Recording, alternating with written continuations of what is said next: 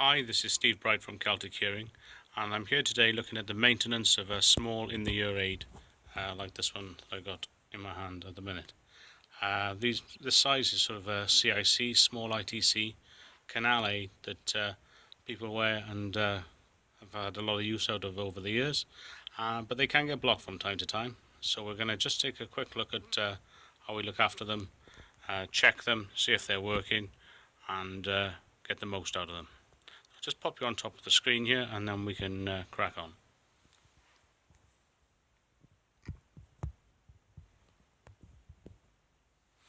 Okay, firstly what we're looking at here is a small aid from Bernafon, made a couple of years ago, but obviously that doesn't matter. You can see the extraction cord here allows you to pull the hearing aid out. It's still well attached, so we won't be messing with that today. You've noticed on the front of the case you've got a very small microphone hole there. These are inclined to get blocked with the wax. The newer sorts are fitted with these wax filters. There's one there called an O-cap, which is on the newer designed Oticon aids, and they prevent wax blockage, but they're inclined to get blocked just as much as the previous versions, to be honest, so they require some sort of user servicing. So what we tend to do with this is keep an eye on that little hole there. If it's getting blocked with wax, simply just have a tiny bit of spray in our hand there and just give that a brush over to remove any wax or debris from the surface of that. Now, to check that the aid is working properly, we'll pop a battery in there, and it's as ever with hearing aids, give it a couple of seconds to start up and then put it in your hand and put a grip test on it, and we should be getting a sort of singing level of feedback to make sure it's working properly for us. That one seems to be working fine, but for the purposes of the demonstration we'll imagine it's not. So we can open the battery drawer. Again, we've already cleaned out the mic there, so that seems clear, and we can see down it, it's got a bit of a reflective shine off it down inside of there as well, so that looks all okay. The main problem with these aids, and where everyone tends to struggle the most, is at the business end down here, the receiver. Now, you've got a white wax strap in there, similar to the other ones we've seen in other receivers, and they're fairly straightforward to change. This one is an Oticon, this one is a Pro Wax system, and what you do with this is that you plug that end of the device with the removing tool there, pull the old one out, swap it over, and pop the new one in there. Simple as that, and you're ready to go. Again, you can check the aid to see if it's functioning. So what we'll do there is shut the door, and we'll listen in for that sing-song and squeal on there. Aid set at a very low level may not give you that squeal, but you know, you will get it off most of these if you make sure they're cupped in your hand properly.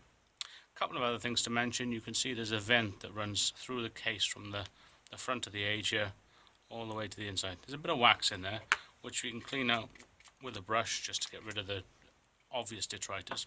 However, you can get wax pushed down inside of it, so Oticon and other people give you a couple of little tools to do this. This one's quite handy because it's got like a pipe cleaner effect, so if you give that a swizz in there just to make it through, and it'll go all the way through there and clean out any detritus. For finer holes, they'll give you this device here, which is just a thin stick that you can prod all the way through to get anything out. Never force that, because these cases can be very thin on the inside and you might end up poking the tool through. Another tool that they give you, which is quite handy, is the little wax loop there. If you get obvious wax that's just on the surface of the wax trap, you can use that to pull it out. Finally, a couple of things to mention about this. Obviously, we're doing this over a nice soft surface here, which is high contrast, so we can see what's going on.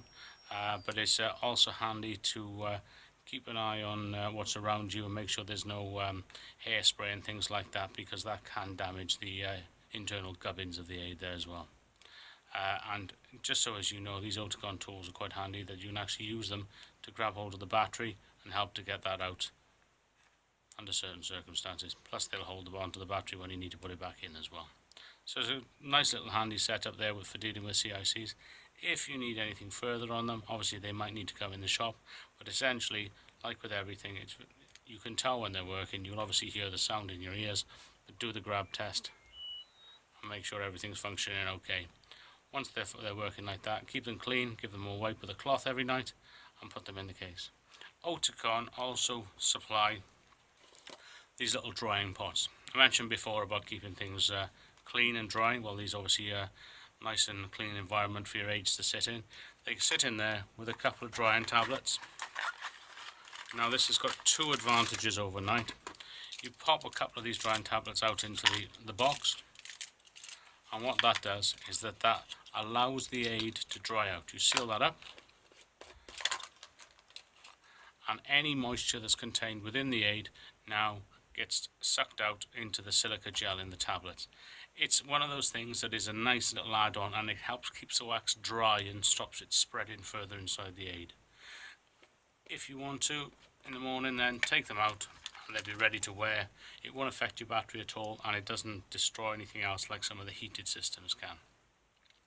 Those two tablets are infinitely recyclable, so what you can do then is you can take those away, pop them in a sock or leave them on a windowsill somewhere, or leave them in the airing cupboard so they actually dry themselves back out. So you can keep recycling those tablets fairly indefinitely. That's a good little tip, and we have that sort of stuff on the shelf here should you need it.